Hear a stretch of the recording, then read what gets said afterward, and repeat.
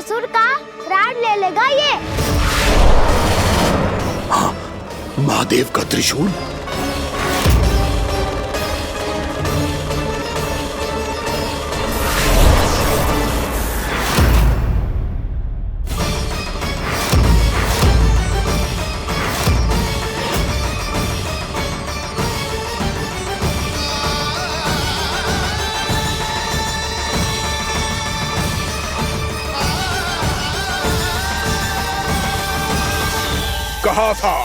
कहा था मैंने, स्वयं महादेव भी मेरा कुछ नहीं बिगाड़ सकते। अजय हूं मैं, अजय।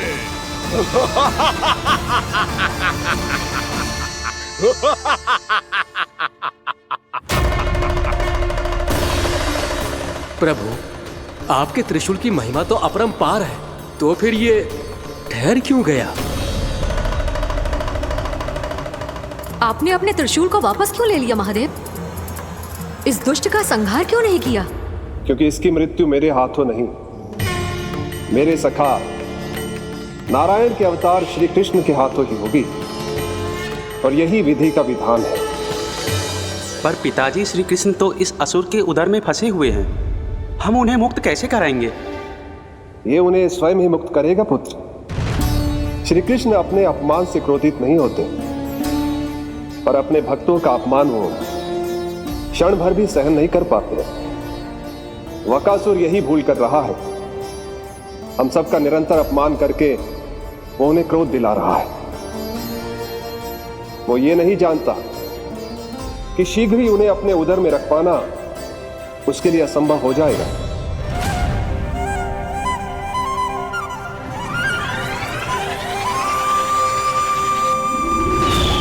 क्या हुआ महादेव, पराजित होकर भी मुस्कुरा रहे हैं? पर अब तो महादेव कहलाने के भी योग्य नहीं रहे आप। असफल देवताओं की इस अयोग्य सेना को लेकर चले जाइए यहाँ से। ना ये मेरा सामना कर सकते हैं और ना ही आप। मेरी शक्ति के सामने आप अक्षम हैं महादेव।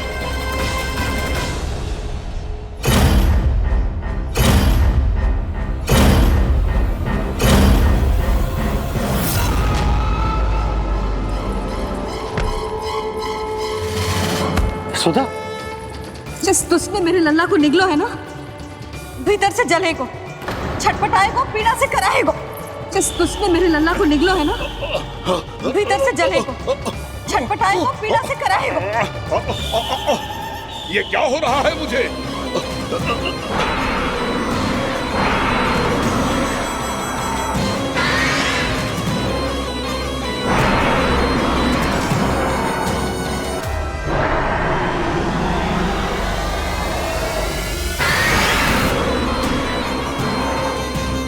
मुझे ऐसा क्यों लग रहा है जैसे भीतर से जल रहा हूं मैं। ये क्या हो रहा है मुझे?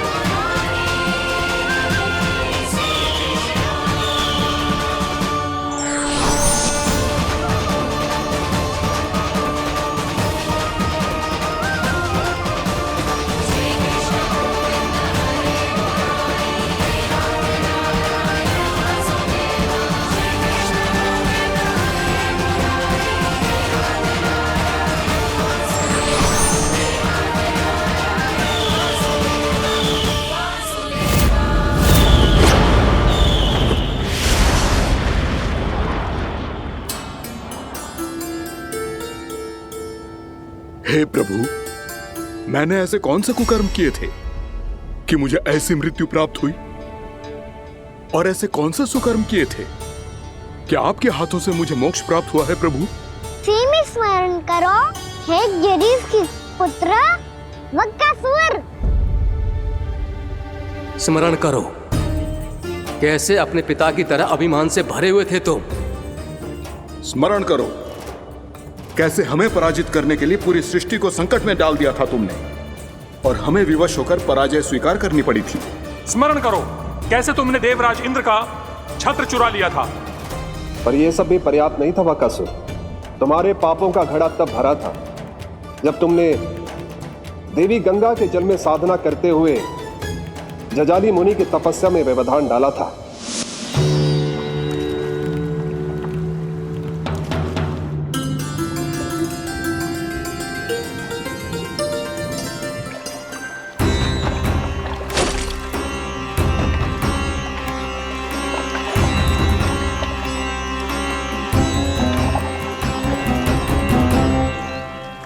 रुक क्यों गए चालक?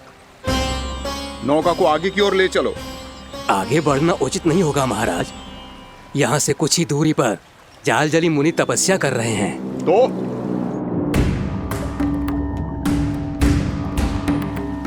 मेरे मत्स्य आखेट के क्षेत्र में इसने तपस्या करने की भूल की है।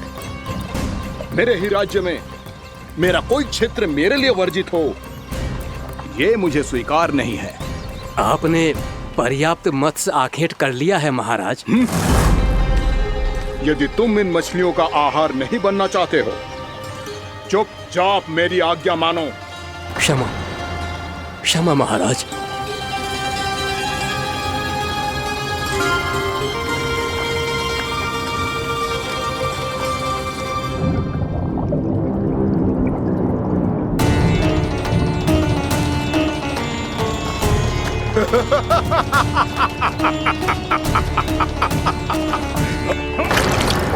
मुनिवर, रक्षा कीजिए, रक्षा कीजिए मुनिवर।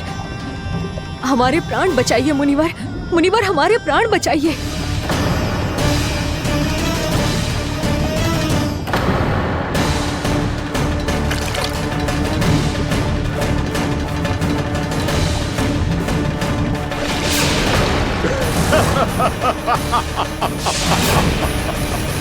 ठहर जाओ असुरराज, इन मछलियों को हानि ना पहुंचाओ। क्यों मुनि?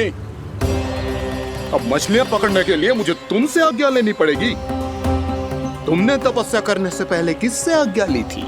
मां गंगा से, इस जल में रहने वाली सभी मछलियों से। इस उपकार के बदले इन सभी मछलियों को रक्षा करने का वचन दिया था। इसीलिए असुरराज, मैं शांति से कह रहा हूं, इस स्थान को अशुद्ध ना करो। चुपचाप यहां से चले जाओ, नहीं तो इसका परिणाम अच्छा नहीं होगा।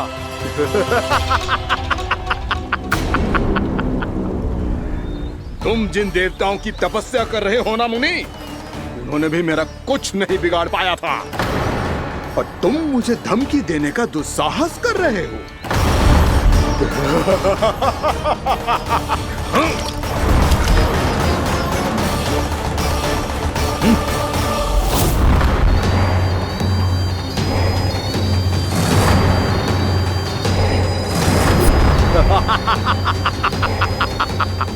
मूर्ख, विचारों से तो तू राक्षस है ही, और स्वभाव से उस बगुले की तरह है जो भूख ना होने पर भी उन निर्दोष मछलियों को आहार बनाता रहता है। इसलिए अभी इसी क्षण से तू वकुला का जीवन जिएगा। ये मेरा श्राप है, ये मेरा श्राप है।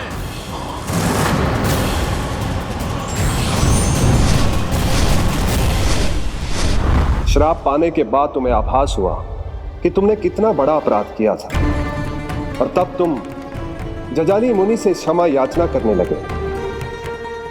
तुम्हारे अपराध बोध को जानकर मुनि श्रेष्ठ शांत हुए और उन्होंने तुम्हें वरदान दिया। श्राप से मुक्ति का एक ही मार्ग होता है असुर, पश्चाताप। तुम्हें अपने भूल का पश्चाताप है, इसीलिए मैं तुम्हें वरदान देता हूं। तुम्हें मेरे श्राप से मुक्ति अवश्य मिलेगी। स्वयं प्रभु श्री नारायण के अवतार इस बगुले के देह के बंधन से तुम्हें मुक्त करेंगे।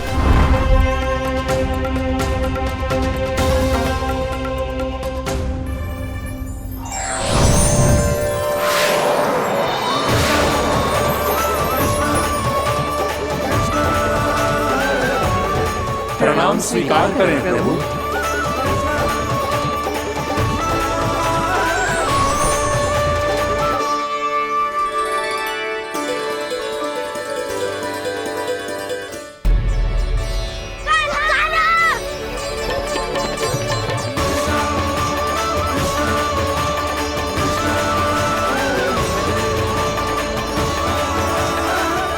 मुझे ना बताओ कि तुम सबने क्या देखा है, चाहे जो देखो है, बस मैया से कछु मत ही बताना।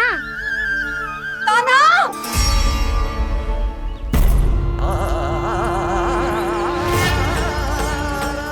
कान्हा! मेरा लल्ला!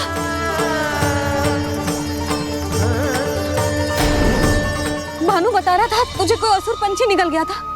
हाँ?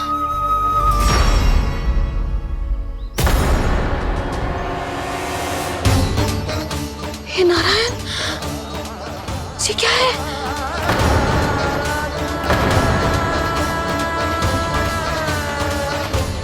ये सब कैसे हुआ लल्ला? हाँ? कोई बताएगा मुझे ये क्या है?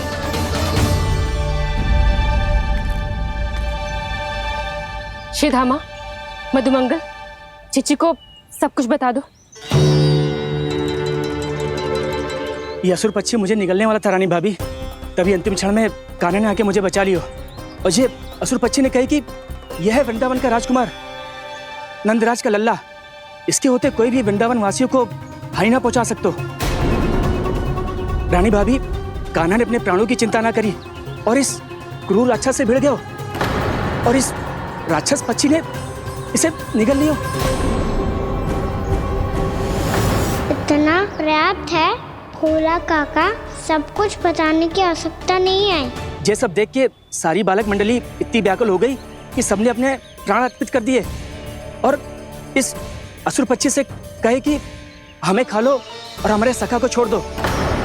इन बालकों का पराक्रम देख के सभी देवतागण यहाँ आ गए और उनके हृदय भी पिघल गए और उन्होंने इस राक्षस पक्षी से युद्ध करके इसे मार गिराया। देवताओं के राजा इंद्र के वज्र का प्रहार तो मैंने अपनी आंखों से देखा है ताई जी। और फिर उसके बाद अग्निदेव ने अग्निवस्त्र का प्रहार किया। जय ना काकी, वरुण देव, कार्तिकेय, यमदेव सबने मिलके युद्ध किया इस राक्षस से। कहा था अभी मत बोलना। अरे सब मिलके फंसा दोगे मुझे। जय माँ भद्रकाली, हमारे शिव शंकर भी आए थे छोटी माँ। जाओ आप भी। बाबा साईता, मुझे लगता है कि ये कान्हा भी इन्हीं देवताओं में से एक है। संभव तो है चीची, स्मरण है पूतना और तृणावर्त के आक्रमण के समय भी ऐसा ही हुआ था। सभी राक्षस मारे गए थे पर अपने कान्हा को एक खरोच तक न आई थी। हाँ जीजी, मुझे लगता था कि श्री नारायण की विशेष कृपा है हमारे कान्हा पे, पर अब तो देख के लग रहा है कि हमारा कान्हा ही स्वयं श्री नारायण है। या फिर उनका अवतार है ये। अरे बस करो तुम सब, ऐसा कछु ना है। अरे जितनी बात सुनी है उससे तो यही लग रहा है कि कान्हा देवताओं और असुरों की युद्ध के बीच में फंस गया था। उसका इस सब से कोई लेना देना ना है। तो फिर इसके तन पे एक भी खरोच क्यों ना आया नंदराज? हाँ,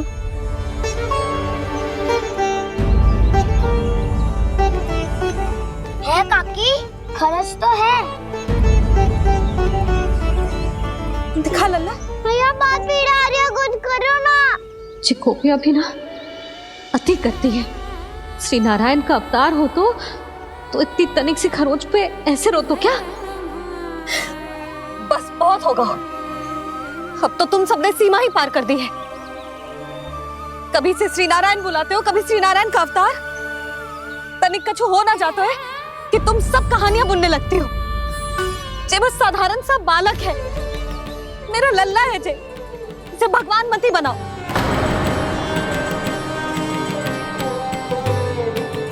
और तू, क्या आवश्यकता थी तुझे यहाँ आने की? हाँ, वो भी मुझे बिना बताए। मेरे से छल करके आयो है तू। अब तू घर चल, ऐसा दंड दूंगी ना कि मैया बहुत पीड़ा हो रही है, मैया बहुत पीड़ा हो रही है मैया। हाँ लल्ला, तू घर चल, मैं तुझे औषधि लगा दूंगी।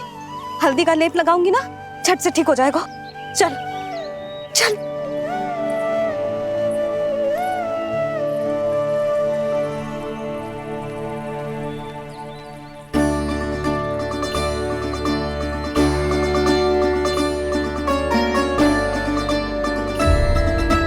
मैया बहुत पीड़ा हो रही है मैया। हाँ लल्ला, तू घर चल, मैं तुझे औषधि लगा दूंगी। हल्दी का लेप लगाऊंगी ना, झट से ठीक हो जाएगा। चल चल।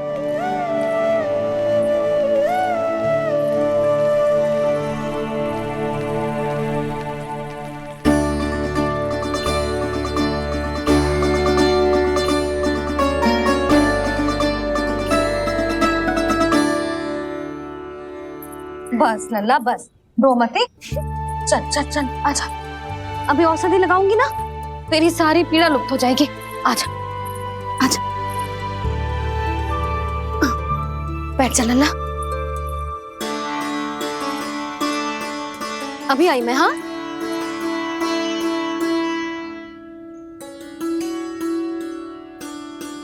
मैया। अरे तू अभी तक रो रो है? क्या कह रही थी सारी गोपियां? बता। के मेरा लल्ला श्री नारायण का अवतार है, दिव्य है, भगवान है। और जब भगवान इतनी छोटी सी चोट पे रोते हैं क्या? इतनी तो लगी भी ना है तुझे, जितना तो तू आ ऊ कर रो है।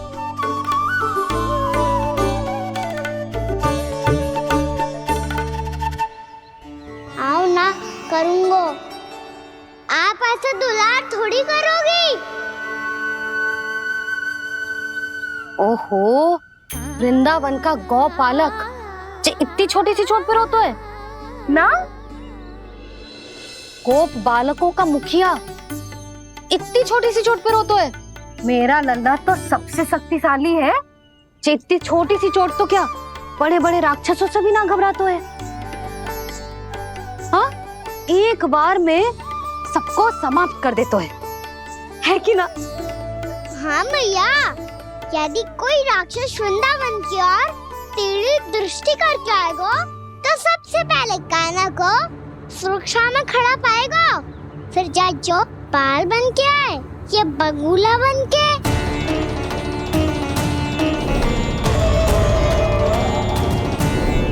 ना लल्ला, सोचो भी मती।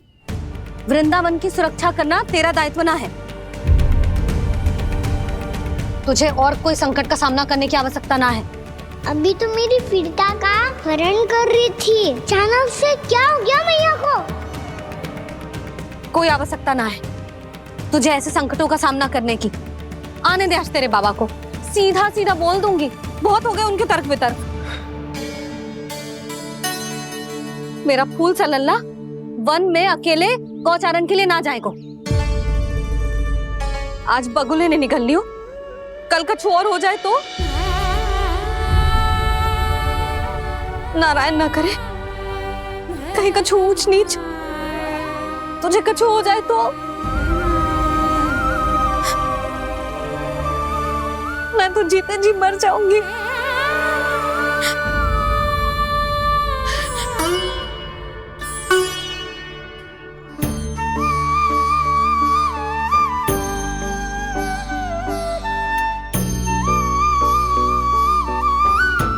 वीर लल्ला की वीर मैया इतनी सी बात तो रोती है क्या? क्या करूं कान्हा, तुझे ऐसे बार बार संकट के मुंह में जाते हुए ना देख सकती मैं। तो फिर मैया मैं वचन देता हूँ, आज के बाद मैं गौचारण के लिए तभी जाऊंगा जब आप आज्ञा दोगी। पक्का छल ना करेगा ना मेरे साथ? मैंने कब छल करो मैया? अच्छा ठीक है, ना करूँ छल। यदि आपसे पूछे बिना बाहर निकलो तो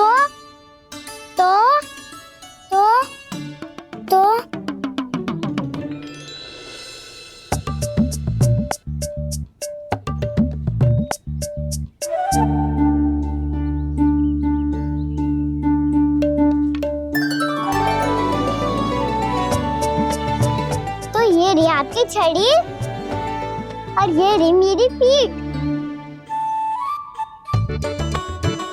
ठीक देना था पर तोड़। ठीक है, जब तूने अपना दंड निर्धारित कर ही लियो है तो सोच ले, अब अगर तूने मेरी बात ना मानी तो तोड़ तोड़ छड़ी पड़ेगी, समझ आई?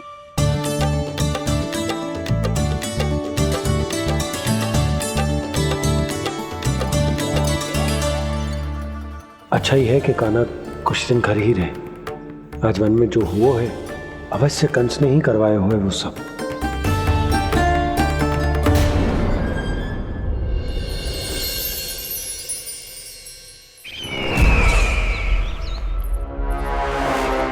आपका ये धनुष तो सबसे अधिक शक्तिशाली था महाराज, ये कैसे टूट गया? कहीं ये बकासुर की पराजय का संकेत तो?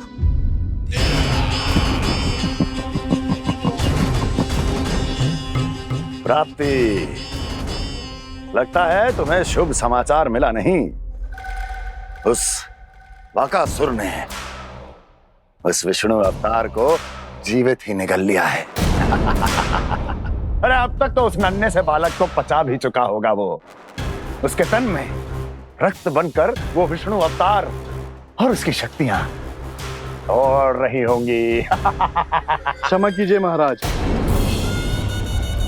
क्षमा कीजिए, इस अशुभ से मुख से शुभ समाचार आने दो। माथे के बल को ढीला करो, चेहरे पर मुस्कान लाओ और कहो, महाराज, वृंदावन में मातम फैल चुका है। मैं ऐसा ही करता महाराज, यदि सूचना सत्य होती तो।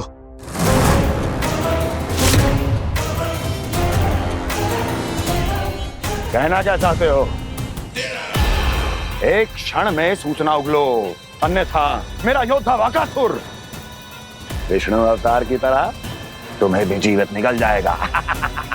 आने दो। बकासुर मारा गया महाराज, बकासुर मारा गया महाराज, बकासुर मारा गया। बकासुर मर चुका है? असंभव। असंभव। बकासुर ने उस बालक को निगल तो लिया था, पर उसकी सुरक्षा करने के लिए सभी देवता वहां प्रकट हो गए, पर फिर भी कोई बकासुर का सामना नहीं कर पाया। और फिर क्या हुआ? वो बालक स्वयं ही बकासुर के उदर से बाहर आ गया और उसकी चोंच तोड़कर उसकी हत्या कर दी।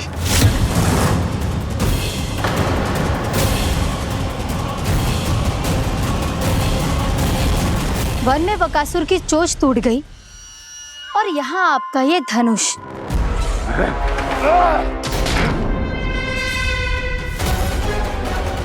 केवल नहीं टूटा तो आपका ये भ्रम महाराज। क्षमा कीजिएगा महाराज, आपका भ्रम टूटना आवश्यक है। आवश्यक है आपको यह आभास होना कि उस विष्णु अवतार को पराजित करने के लिए आपके साधारण योद्धाओं में वो सामर्थ्य नहीं है। अच्छा सर, पूतना, तृणावर्त, बकासुर, ये सब साधारण नहीं थे प्राप्ति, साधारण नहीं थे।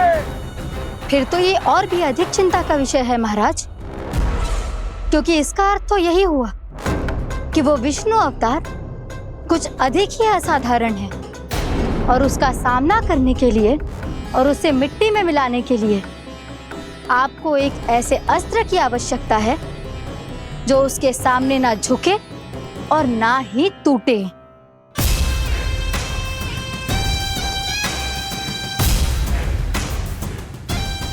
तो फिर मैं ऐसा ही अस्त्र ढूंढूंगा, चाहे आकाश पाताल एक क्यों ना करना पड़े मुझे, 10 दिशाएं 14 भुवन क्यों ना नापने पड़े मुझे, मैं उस अस्त्र को अवश्य ढूंढ निकालूंगा जो उस विष्णु अवतार के प्राणों की डोरी इस धनुष की तरह तोड़ सके।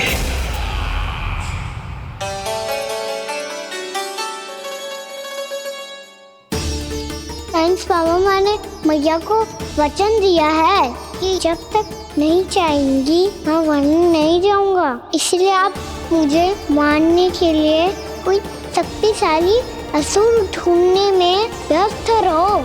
कुछ दिन तब तक मैं व्यस्त रहूंगा अपनी मैया की सेवा करने में।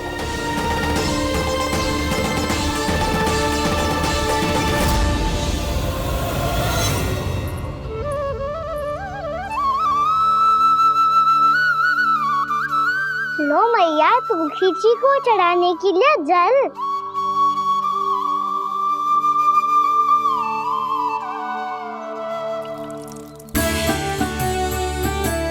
लो मैया, और आटा।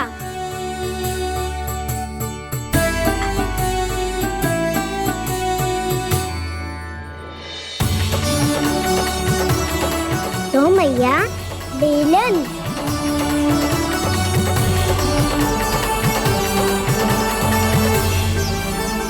ले, तनिक खा ले। ओ मैया, भूख ना लगी है। बिना भूख के खाने से क्या लाभ? और तेरा जब पेट तो कह रहा है कि उसे भोजन चाहिए, और लाभ कैसे ना है लल्ला? भोजन का लाभ है ना, तन को पोषण मिलेगो, स्वास्थ्य बनेगो, जो तेरी भुजाओं में शक्ति आ जाएगी, ताऊ के जैसी, ताऊ से भी अधिक। तेरे जे केस भी लंबे हो जाएंगे। सच्ची मैया? सच्ची। माप के देख लियो नित्य दिन। तनिक खा।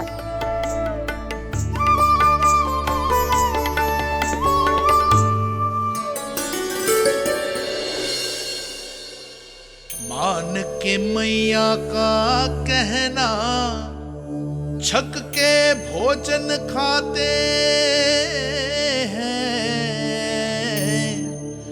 नित्य मापते भुजा केश, पर ज्यो का त्यों ही पाते हैं।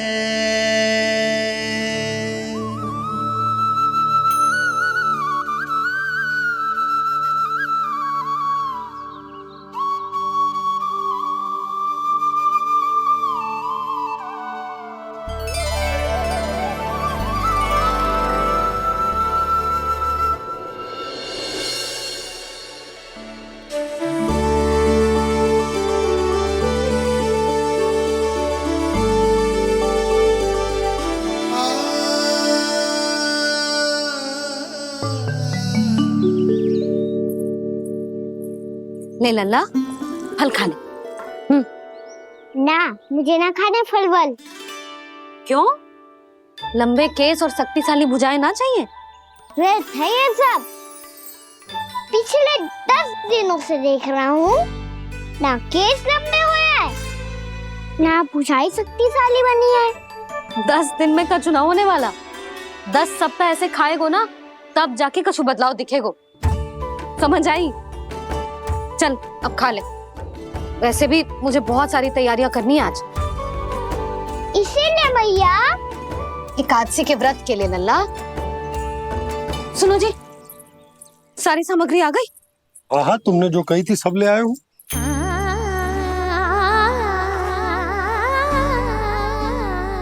इसमें नारियल तो है ही ना, उसके बिना मैं एकादशी की पूजा कैसे करूंगी? यशोदा, मैंने भोला से कह दिया, वो लेकर आते ही होगा, घबराओ मत। कैसे ना घबराओ जी, आपको पता है ना एकादशी का व्रत मेरे लिए कितना महत्वपूर्ण है। पता है। अरे इसमें तो दिए भी ना है। दिए ना है?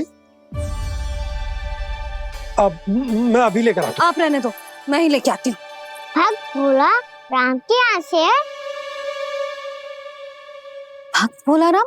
मेरा अर्थ है कुमार भोला यहाँ के यहाँ से। हाँ हाँ वो ही।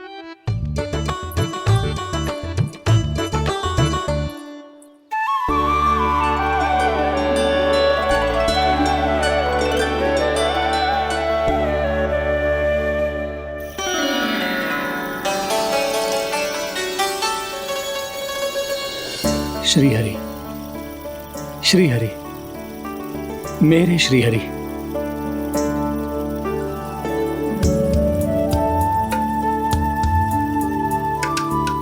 मेरे श्री हरि। भोला राम, मेरी मटकी तैयार है। मेरे श्री हरि। मेरे श्री हरि।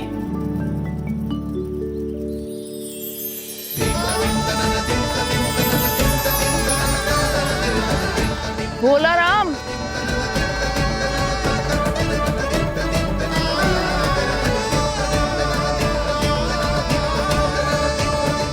भोला काका, ओ भोला काका।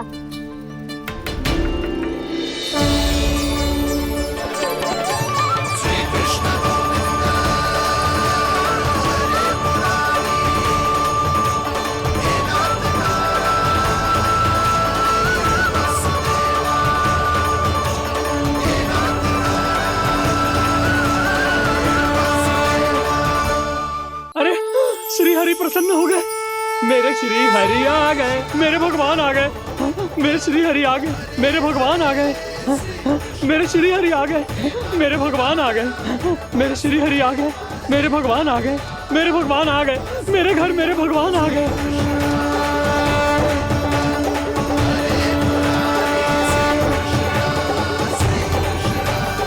मेरे घर आ गए, मेरे श्री हरि आ गए। हाँ मेरे श्री हरि आ गए। ये तो बावले थे ही, अब बालकन को भी साथ में मिला लिए। उज्जवल क्या कर रहा है? अरे ठहर जा भोला।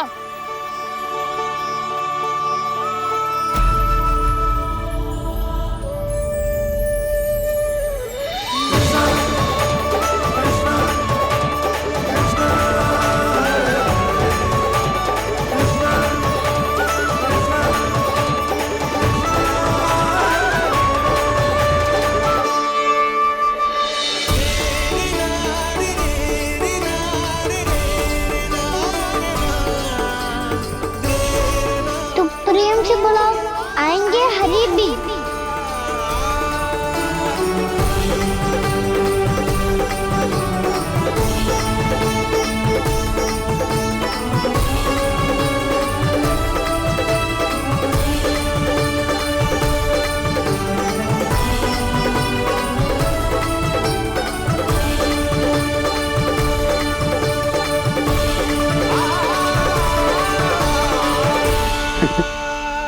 क्या वो गाना? किसकी धुन में झूम रहा तू? निर्मल निशा भक्ति की धुन में।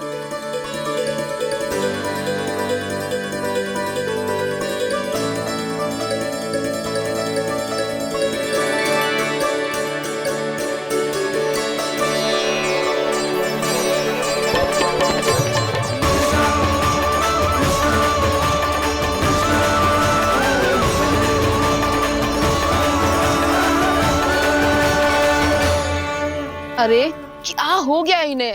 पावले हो गए हैं क्या? ठहरो, कोई आवश्यकता ना है ऐसे बावलों की तरह नाचने की।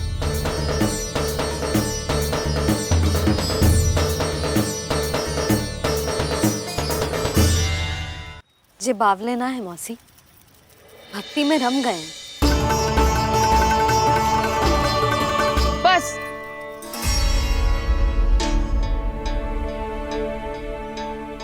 हम सब कब से खड़े हैं यहाँ, पर तुम्हें कुछ ध्यान ही ना है।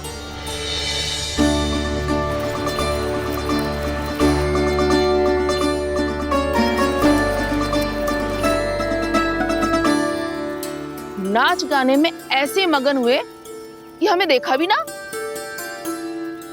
मुझे नाचते हुए देख मेरे श्री हरि को इतना आनंद आ रहा था कि मैं अपने आप को रोक नहीं सका। और वैसे भी मेरे जन्म का एकमात्र उद्देश्य है श्री हरि की सेवा करना, श्री हरि को प्रसन्न करना।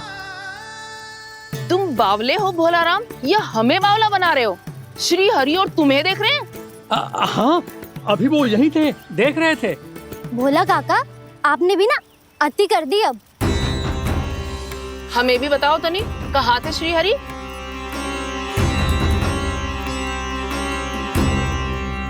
ना जाने अपना उपहास करवाने में क्या आनंद आता है इन्हें।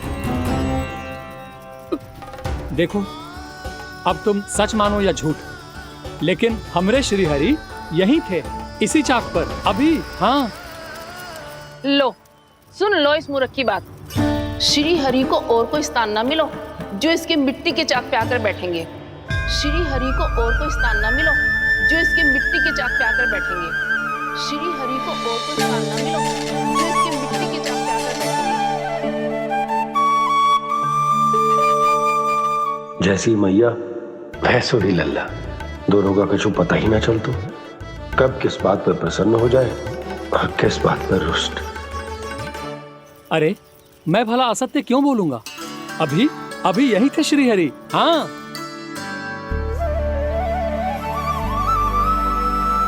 हाँ, जैसे श्री हरि को तो कोई कार्य है ही ना, वो तो आतुर होके बैठे रहते हैं कब तुम हरि हरि बुलाओ और वो दौड़े चले आए। भगवान तो भक्तों के पास आने के लिए सदैव आतुर रहते हैं, बल्कि सत्य तो यह है कि भक्तों के मन में ही निवास करते हैं भगवान।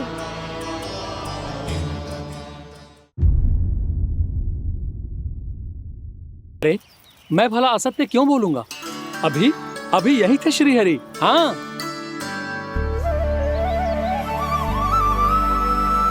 हाँ, जैसे श्री हरि को तो कोई कार्य है ही ना, वो तो आतुर होके बैठे रहते हैं कब तुम हरि हरि बुलाओ और वो दौड़े चले आए। भगवान तो भक्तों के पास आने के लिए सदैव आतुर रहते हैं, बल्कि सत्य तो यह है कि भक्तों के मन में ही निवास करते हैं भगवान। भगवान तो भक्त के पास आने के लिए सदैव ही आतुर रहते हैं शंकरी मौसी। बल्कि सच्ची बात तो ये है कि भगवान हमारे मन में ही निवास करते हैं। कम से कम तू तो इसे बढ़ावा मत दे जशोदा। जब देखो जब हरि नाम की रट लगाए रहते है।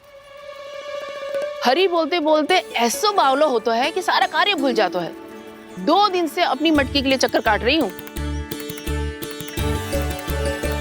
अभी तो एक चक्कर और लगाना होगा आपको। आपकी मटकी तैयार हो गई है, अभी लाता हूँ।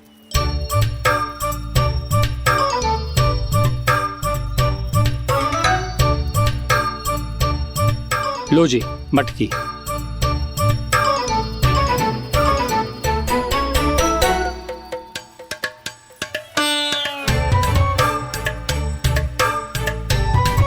इस कच्चे मटके का क्या करूं मैं?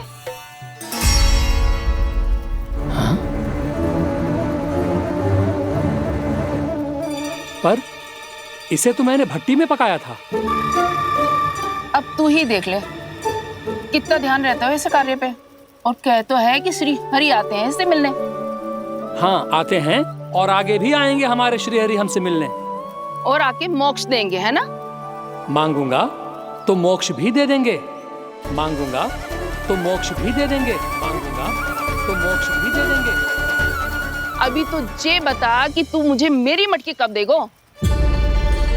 और मेरी मांग कब पूरी करोगे भोलाराम जी? मेरो घड़ा मेरे दिए तो तैयार है ना? कल एकादशी की पूजा और व्रत के लिए। एकादशी का व्रत? हाँ, एकादशी का व्रत। इसे करने से श्री हरि बहुत प्रसन्न होते हैं। अच्छा, फिर तो अभी लाया।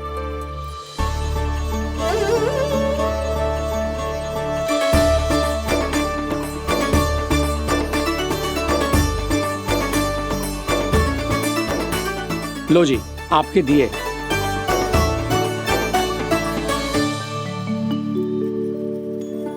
और जो हमने मांगा है वो? बाकी सब शेष द्वादशी के दिन मिलेगा, क्योंकि कल मैं भी एकादशी का व्रत रखूंगा, क्योंकि कल मैं भी एकादशी का व्रत रखूंगा, क्योंकि कल मैं भी एकादशी का व्रत रखूंगा।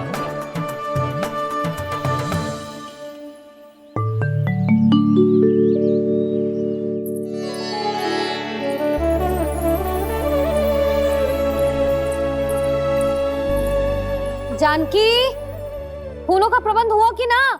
हाँ भाभी, जे रहे। सदैव विलंब कराती है। पर भाभी इस बार तो फूल समय से ही लाई थी। क्या हुआ यशोदा, अभी तो पूजा की तैयारी ना हुई? देखो ना मौसी, ये जानकी ना कुछ छूट ही जाता है इसके कारण। एकादशी की पूजा और व्रत आते ही यशोदा भाभी इतनी वग्र हो जाती है। ऐसो क्या होगा इस पूजा में?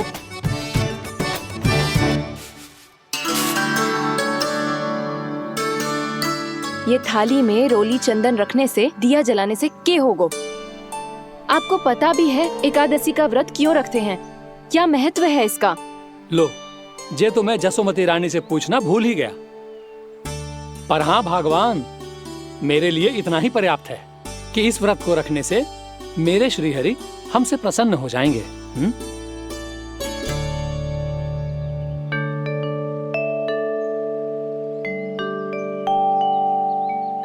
नारायण ही जाने ऐसे कैसे पूजा करते हैं जे श्री हरि की एक मूर्ति तक ना है इनके पास।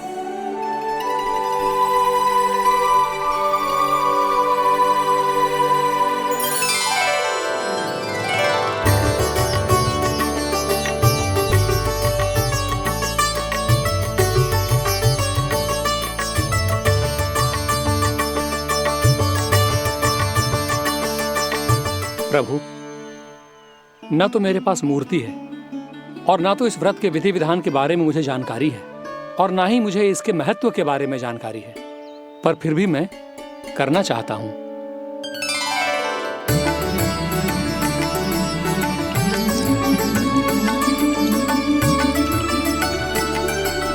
इसीलिए मैं दृढ़ संकल्प लेता हूं, पूरी निष्ठा के साथ, श्रद्धा के साथ और पूरी आस्था के साथ मैं इस व्रत को संपन्न करूंगा।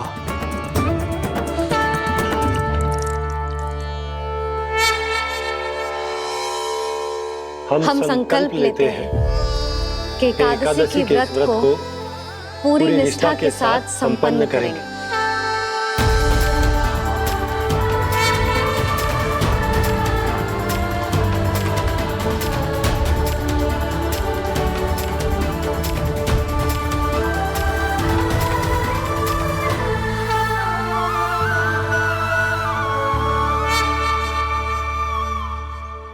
तुलसी जी के पत्ते तो हैं ही ना। श्री नारायण को तुलसी जी के पत्ते के बिना भोग ना चढ़तो है। जानकी, तुलसी के पत्ते कहाँ हैं? भाभी, मैं तो कब से यही पूछना चाह रही थी कि तुलसी के पत्ते लाऊं क्या, पर आप तो व्यस्त थी ना। तुझे कितनी बार समझाओ है ना, यदि तेरे कछु करने से किसी और की कोई हानि ना हो रही हो या किसी के अच्छे कार्य में सहायता हो रही हो तो मुझसे आज्ञा लेने की आवश्यकता ना है। समझ गई भाभी, आगे से जाना उनको। ले अभी लेकर आती हूँ।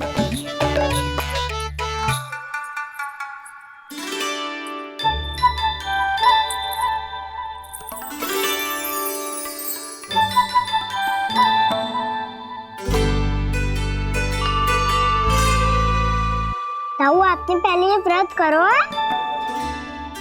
आपको इसका महत्व पता है? भाभी चल। जानकी, तुमने ये व्रत करो है, फिर तुमको इसका महत्व पता है? सुमति जी, आपको पता है इसका महत्व? कान्हा, क्यों तंग कर रहा है सबको? मैया, सबने करो ये व्रत, मुझे भी करना है।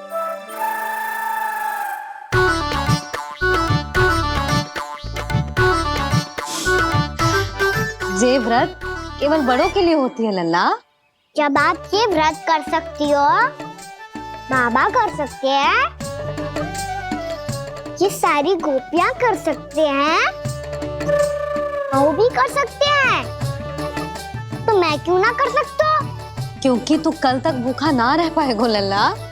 जब भक्त रह सकते हैं, फिर मैं क्यों नहीं रह सकता? मेरा अर्थ है कि नारायण के भक्त मैया, मैया मान जाओ ना, मुझे करने दो ना ये व्रत। अपनी लल्ला पे आप विश्वास ना है आपको? विश्वास है। अच्छा ठीक है, तू भी कर ले।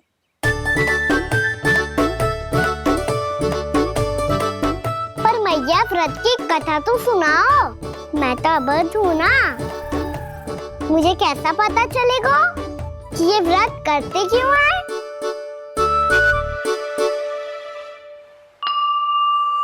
प्रभु, मुझ अबोध को कैसे पता चलेगा कि इस व्रत का क्या विधि विधान होता है और क्यों रखा जाता है और इसका महत्व क्या होता है? मुझे तो आप ही बता सकते हैं प्रभु। जब व्रत कर रहे हैं तब उसका महत्व भी पता होना चाहिए ना। बताओ ना मैया, क्यों रखते एकादशी का व्रत? इसके लिए तो तुझे एकादशी की कथा सुननी होगी। सुने वो ना।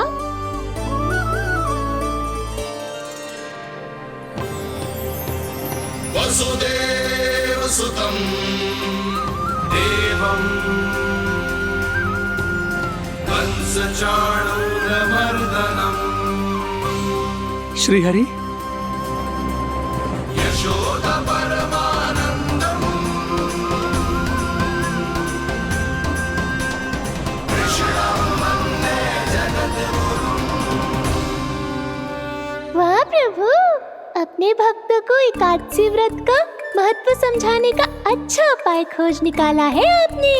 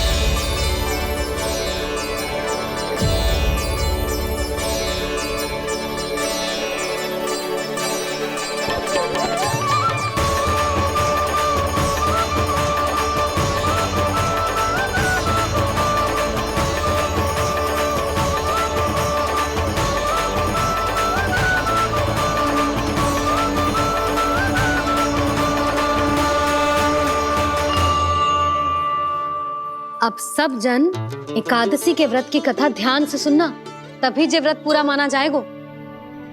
समझो लल्ला।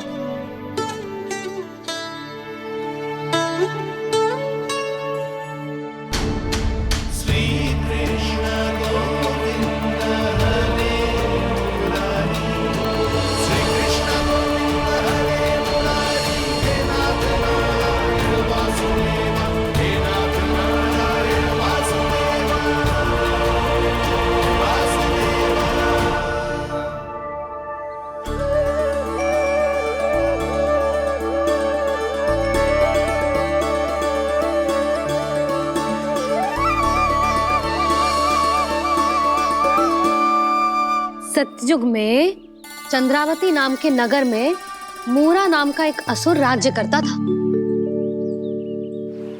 ओम ब्रह्मदेवाय नमः। ओम ब्रह्मदेवाय नमः। ओम ब्रह्मदेवाय नमः। ओम ब्रह्मदेवाय नमः।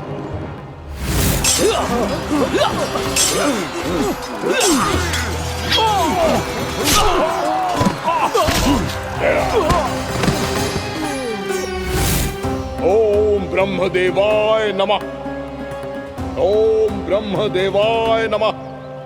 जब उसने देवताओं के हाथों असुरों की पराजय देखी, तब वो वरदान पाने के उद्देश्य से ब्रह्मा जी की तपस्या करने चला गो।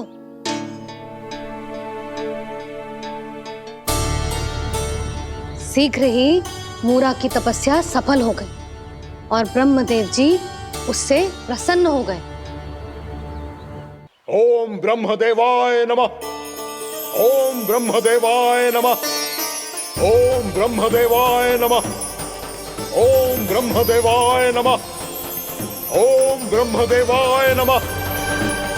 ओम ब्रह्मदेवाय नमः।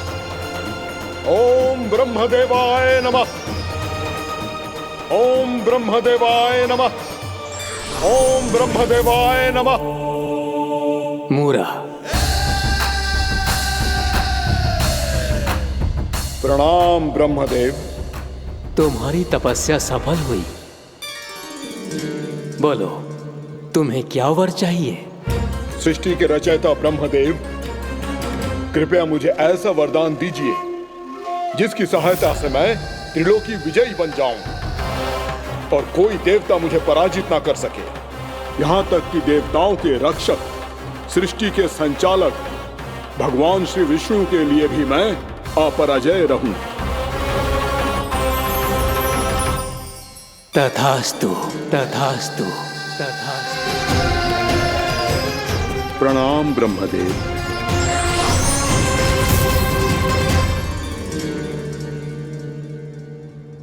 ऐसा वरदान पाकर मूरा बहुत अभिमानी होगा। यक्षों, किन्नरों, यहाँ तक कि देवताओं को भी युद्ध के लिए ललकारने लगो, पर किसी ने भी उसकी ललकार को स्वीकार ना करो, क्योंकि सभी उसकी शक्ति से बहुत भयभीत थे और उसके सामने युद्ध किए बिना ही अपनी पराजय स्वीकार करने लगे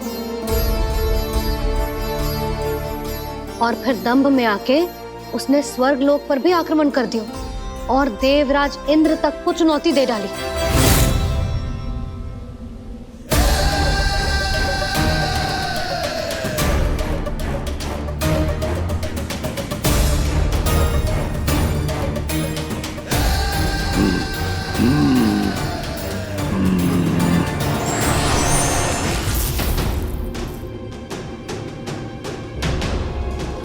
मैं प्रतीक्षा कर रहा हूं देवराज।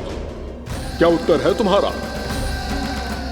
मुझसे युद्ध करोगे या फिर बिना लड़े ही पराजय स्वीकार कर मेरे अधीन हो जाओगे और सौंप दोगे मुझे अपना ये स्वर्ग लोक? सारी शक्ति तुम्हारे मुख में है या कुछ बाहुबल भी है तुम्हारे पास? मैं तुम्हारी चुनौती स्वीकार करता हूं मूरा। मैं तुम्हारी चुनौती स्वीकार करता हूं मूरा।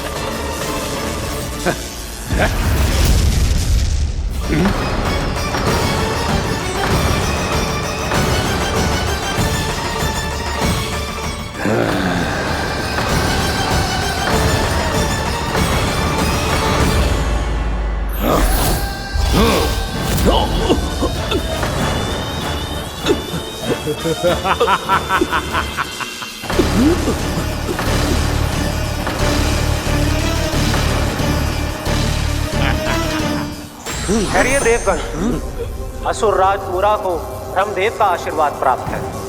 आप में से कोई भी इन्हें पराजित नहीं कर पाएगा।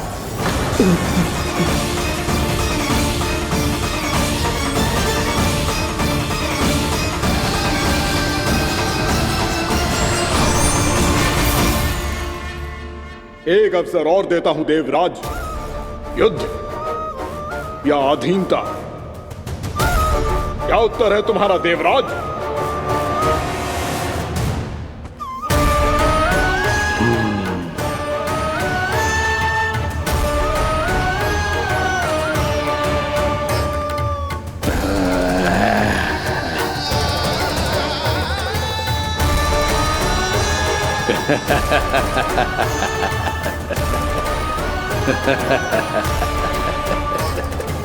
इंद्र और सभी देवताओं ने मूरा के आतंक में आके उससे भयभीत होके अपना सिंहासन छोड़ दियो।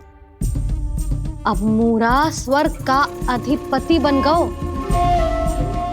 और शीघ्र ही उसने अन्य सभी असुरों को स्वर्ग में निवास करने के लिए आमंत्रित कर दियो। और इस प्रकार से वो धीरे धीरे तीनों लोकों का सम्राट बन गयो। उसे किसी ने रोका नहीं मैया? ना लल्ला, इतना साहस किसी में था ही ना। और फिर ये निश्चित करने के लिए कि भविष्य में किसी और असुर की मृत्यु ना हो, वो यमराज पे भी विजय प्राप्त करने के लिए यमलोक की ओर प्रस्थान कर दियो। वो तो अपने आप को और सभी असुरों को अमर बनाना चाहता था। पर देवता और यमराज भी उसकी ये योजना समझ गए थे। इसीलिए उसके आने से पहले ही सारे देवताओं ने श्री नारायण से सहायता के लिए गुहार लगाई। अब केवल आप ही कुछ कर सकते हैं प्रभु। अभी तो मूरा केवल त्रिलोक का स्वामी है, और यदि उसने यमलोक भी जीत लिया तो वो जीवन को ही नियंत्रित नहीं करेगा प्रभु, वो मृत्यु का भी स्वामी हो जाएगा। ऐसे में पहले सृष्टि का संतुलन तो नष्ट होगा प्रभु, और फिर स्वयं सृष्टि ही नष्ट हो जाएगी। ऐसा नहीं होगा यमदेव, नियति ऐसा होने ही नहीं देगी। विधि रचेगी खेल और मैं बनूंगा माध्यम। असुर राज मुरा का सामना मैं करूंगा। बस आप मुझे चुनौती देने के लिए उसे तैयार कर लीजिए, चाहे उसके लिए आपको साम दाम दंड भेद कोई भी उपाय क्यों ना अपनाना पड़े।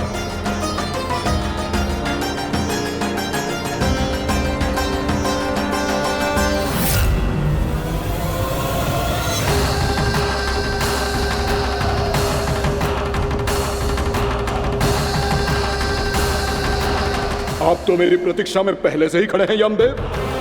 तब तो आपने मेरी चुनौती के बारे में भी सुना ही होगा। कहिए, क्या उत्तर है आपका? मेरा स्वागत करके अपना राज्य त्यागेंगे या मेरा सामना करके अपने प्राण? असुर राज मुरा का सामना मैं करूंगा। बस आप मुझे चुनौती देने के लिए उसे तैयार कर लीजिए, चाहे उसके लिए आपको साम दाम दंड भेद कोई भी उपाय क्यों ना अपनाना पड़े।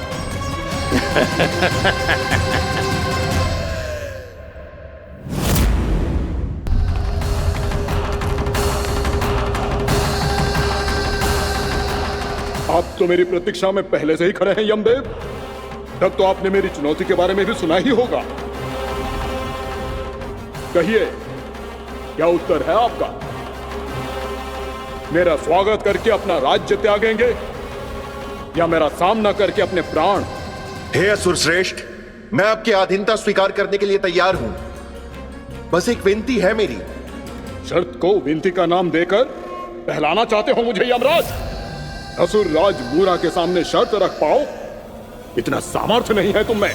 इसका आभास है मुझे असुरराज, पर मैं आपकी अधीनता स्वीकार करूं इससे पहले आपको स्वामी धर्म का पालन करना होगा। मेरे पुराने स्वामी के क्रोध से मेरी रक्षा करनी होगी आपको। कौन है तुम्हारा पुराना स्वामी? भगवान श्री नारायण। और छोटी माँ, मूरासुर को तो श्री नारायण से भी रक्षा का वरदान प्राप्त था ना? यही तो श्री नारायण की लीला थी बलराम। पर वो राक्षस अपने दम में जे समझ ही ना पाओ कि वो क्या भूल करने जा रहा है, और पहुंच गओ भगवान श्री नारायण को चुनौती देने के लिए।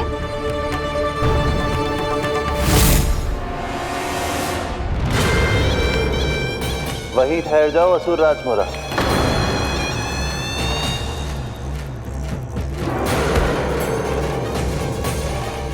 यहां क्यों आए? आपको पराजित करने और ये वैकुंठ जीतने,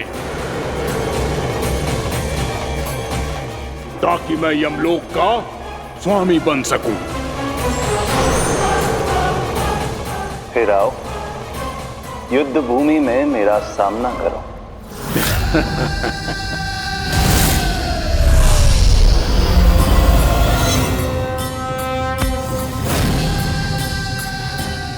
ये नहीं जानते कि इनसे ना हारने का वरदान तो मैं पहले ही प्राप्त कर चुका हूँ। इसलिए युद्ध ठीक से आरंभ हो पाए उससे पहले ही इन्हें जीत लूंगा मैं।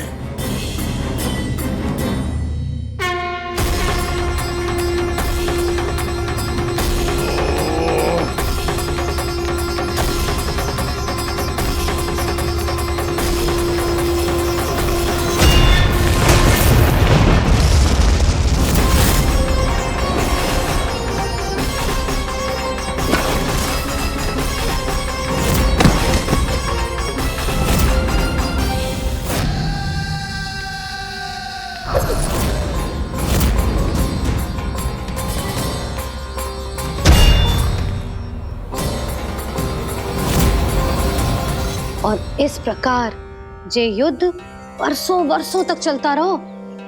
दोनों योद्धा पूरे ब्रह्मांड में अनेक अस्त्रों शस्त्रों के साथ युद्ध करते रहे।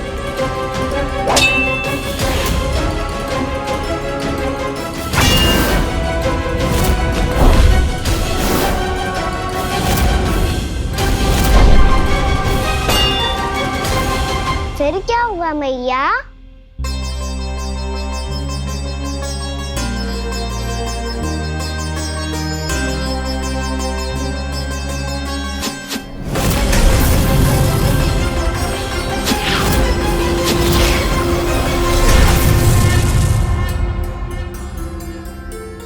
उस युद्ध को कभी समाप्त हुआ हो, पर कैसे? शीघ्र ही वो राक्षस थक गौ लल्ला।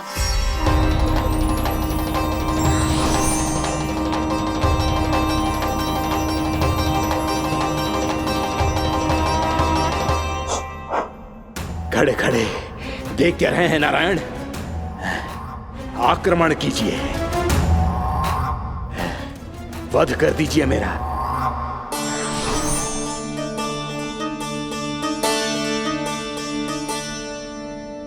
मैं तुम्हारी वीरता से प्रभावित हूं,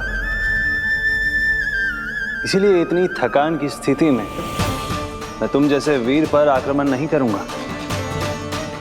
जाओ विश्राम करो। यदि फिर से युद्ध करने की इच्छा हो तो तुम्हारा स्वागत होगा।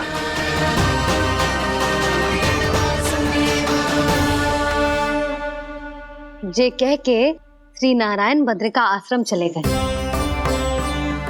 और वहां हिमवत नाम की एक कंदरा में ध्यान लगा के बैठ गए। उधर वो राक्षस विश्राम करने लगो। अनेकों दिन बीत गए और अब वो राक्षस मूरा फिर से स्वस्थ होके बलवान हो गया था।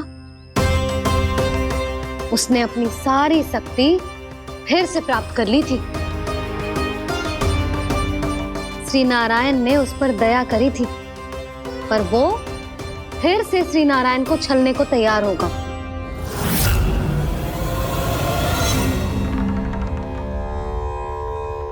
ध्यान में बैठे बैठे श्री नारायण योग निद्रा में चले गए, पर दुष्ट मूरा इसी अवसर का लाभ उठा के उनकी कंदरा में घुस आयो ताकि वो सोते हुए श्री नारायण पे आक्रमण कर सके।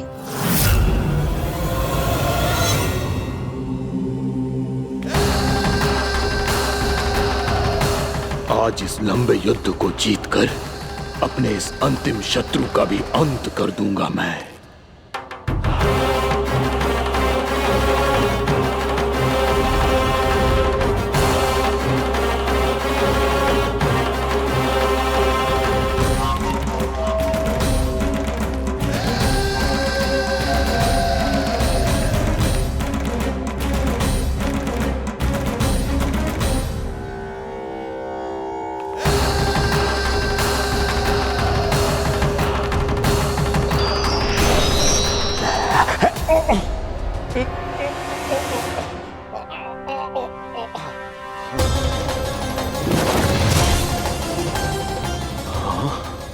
दुष्ट राक्षस, प्रभु ने तुझ पर दया की, तुझे संभलने का अवसर दिया। तू इन्हीं पर ही छल से वार करने चला है।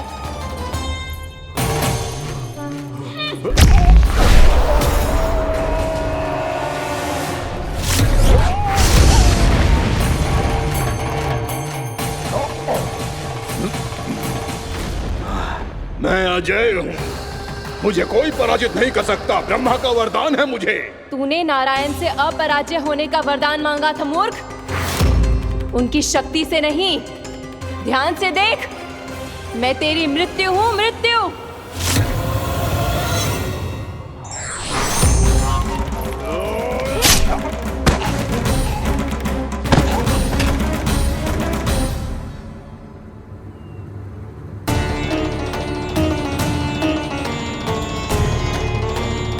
वो देवी कौन सी छोटी माँ? और कौन बलराम, वही तो थी देवी एकादशी।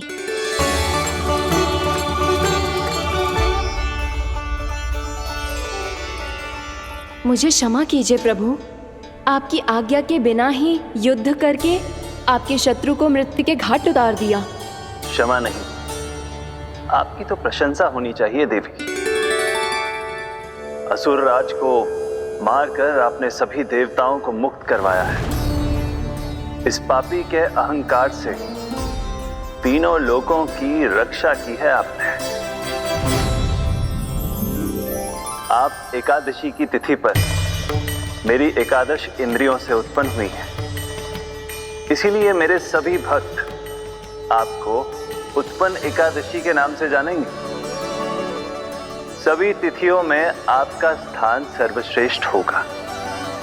जिस तरह आपने राक्षस के आक्रमण से मेरी रक्षा की है, उसी प्रकार एकादशी के दिन व्रत करके जो भी भक्त आपकी कथा सुनेगा, मैं स्वयं उसकी रक्षा करूंगा। जो आपकी पूजा करेगा उसे मेरी विशेष कृपा प्राप्त होगी और उसके साथ साथ उसे मिलेगा धन, सिद्धि और मोक्ष।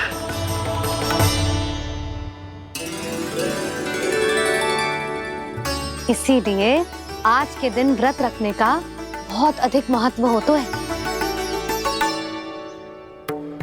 बोलो एकादशी मैया की जय। बोलो श्री नारायण भगवान की जय।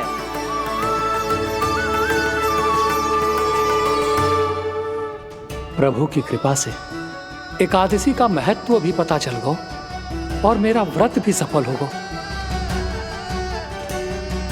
अभी नहीं भूला राम, एकादशी का व्रत पूरी तरह तभी सफल होता है जब द्वादशी के दिन उसे पूरा किया जाता है।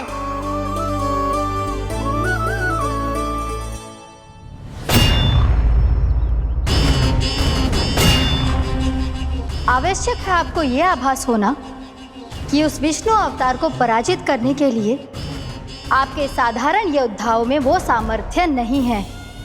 वो विष्णु अवतार कुछ अधिक ही असाधारण है।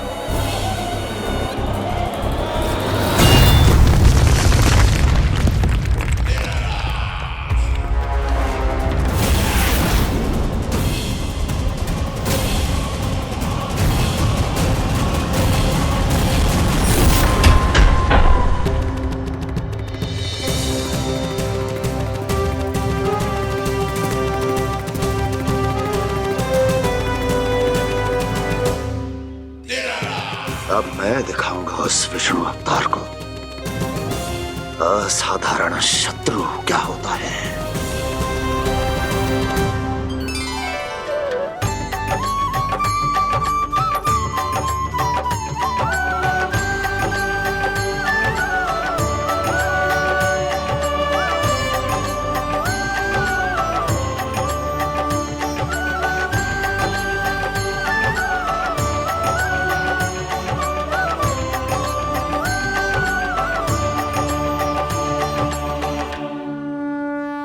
मामा अधीर हो रहे हैं, पर मैया ने मुझे अभी तक बाहर जाने की आज्ञा नहीं दी है। अभी उन्हें किसी और राक्षस को यहाँ भेजने से रोकने के लिए मुझे कुछ करना होगा।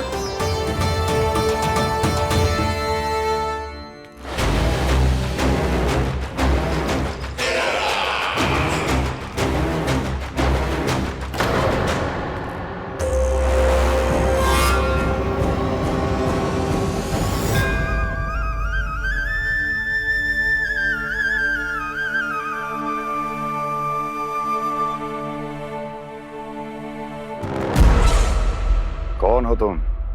बचपन से ही मुझे मारने का सपना देख रहे हैं, फिर मुझे ही नहीं पहचानते।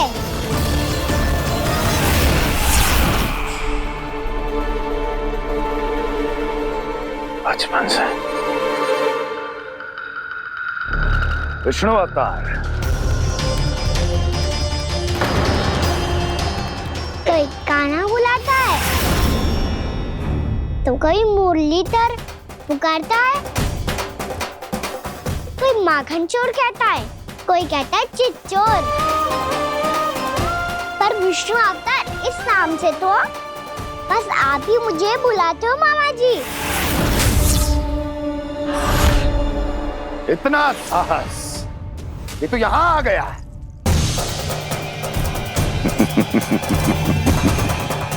यहाँ आ तो गया तू विष्णु अवतार, किंतु यहाँ से जीवित नहीं जाएगा। तेरे इस शीश को तेरे धड़ से अलग कर दूंगा मैं।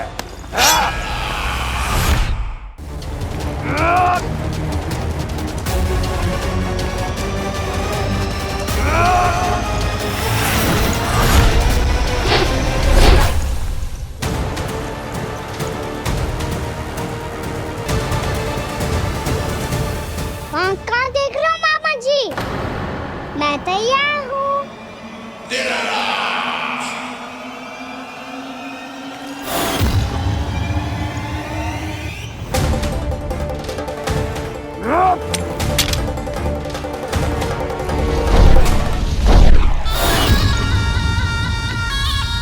मामा जी, आप सदैव इसी तरह क्रोध में रहते हो क्या?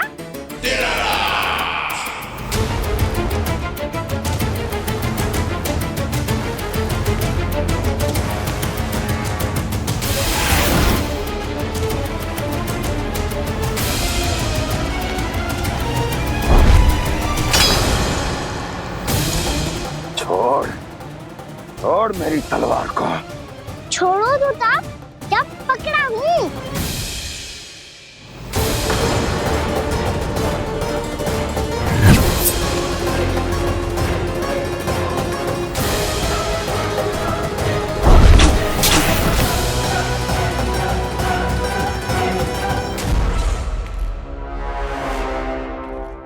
मामा जी,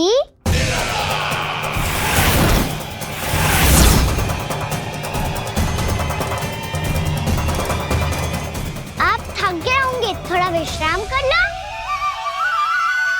आपका तो पता नहीं, मैं अवश्य थक गया हूँ।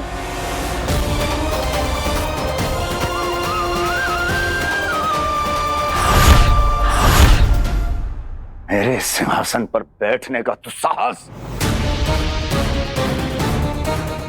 अभी तो बस अभ्यास कर रहा था मामा जी, भविष्य में मुझे तो बैठना है यहाँ। आपने बल प्रयोग करके से अपने पिताजी से छीना था, मैं आपसे छीन लूंगा। जो छल और बल से लिया जाए वो अधिक समय तक टिकता नहीं है मामा जी।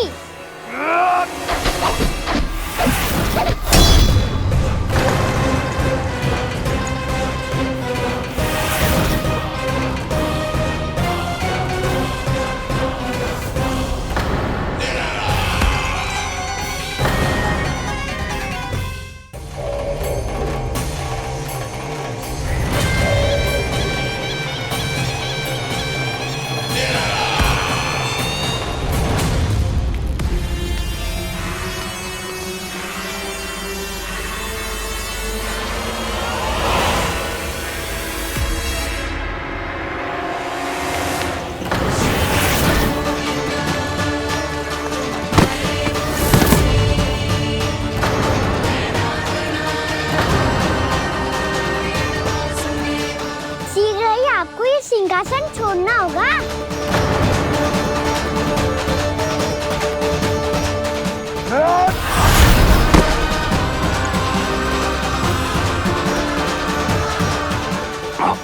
वो मेरा सिंहासन छीनना चाहता है। वो आ रहा है, वो आ रहा है। सैनिकों! दुर्जन, बंद कर दो सभी द्वार और झरोखे, सब के सब। इसकी हर संभावना पर इतना कड़ा पहरा बिठा दो कि ना तो कोई महल के भीतर आ सके, ना कोई बाहर जा सके। मुझे महल की चप्पे चप्पे की सूचना चाहिए। जाओ।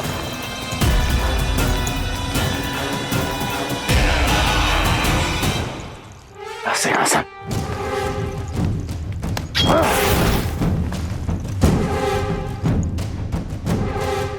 अब आ, दुष्ट मायावी, ए छलिया विष्णु अवतार, मैं कंस तेरी प्रतीक्षा कर रहा हूं। आ, देखता हूं मेरे सिंहासन पर कैसे बैठता है तू। आ, मुझे तो बस कुछ समय चाहिए था, वो मिल गया।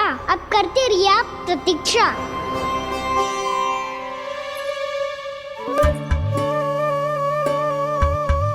जी अपने आप से बातें क्यों कर रहे हो जी?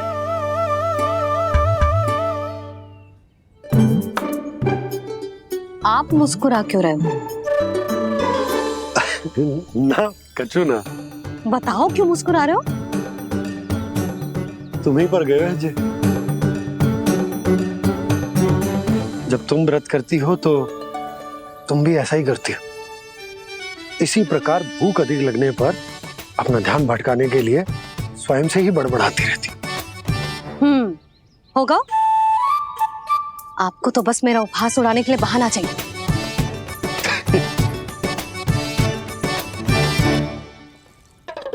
लल्ला, भूख लगी है?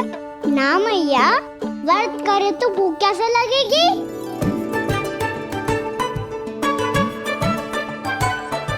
यदि लगी हो तो छोटे बालकों को थोड़ी बहुत भूल चूक क्षमा होती है। कछु ना तो फल तो तू खा ही सकते है। अब तो पूरे नियम और विधि विधान से व्रत तोड़ूंगा। कल द्वादशी के सुबह मुहूर्त के अनुसार। ठीक।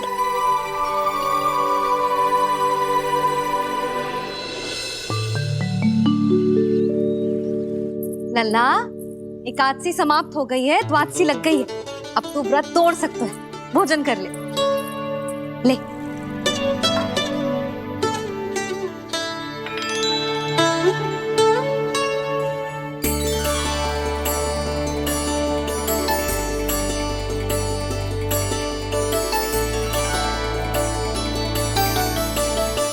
आज तो कार्य कर लीजिएगा। मैं ना चाहती कि सब गांव वाले फिर से आपका उपहास उड़ाएं। अरे, इसी क्षण कार्य आरंभ करना आवश्यक ना है। कुछ खा तो लो। कल भी पूरे दिन व्रत में रहे, अब तो कुछ खा लो। ना, अभी बिल्कुल भूख ना है। और हाँ भगवान, तुम्हें चिंता करने की आवश्यकता नहीं है। आज मैं किसी को भी 2 शब्द कहने का अवसर नहीं दूंगा। अरे, कुछ खाओगे पियोगे नहीं तो कैसे रहोगे?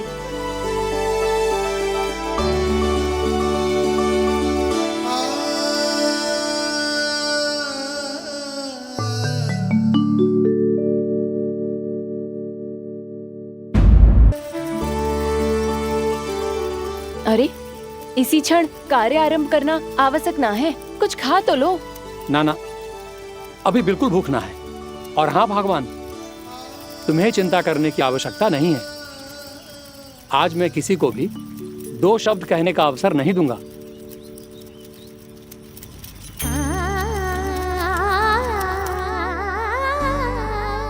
ठहर, मैं तेरे लिए मट्ठा लेके आती हूँ। व्रत के बाद पीने से पेट ठंडा रहता है। रुक।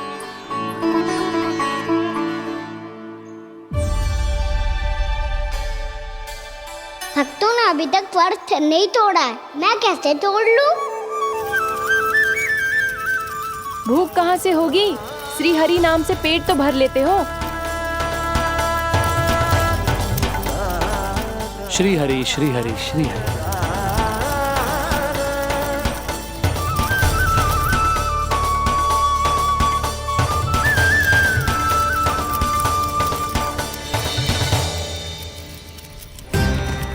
हरि हरि प्रभु हरि, हरि हरि प्रभु हरि, हरि हरि प्रभु हरि, हरि हरि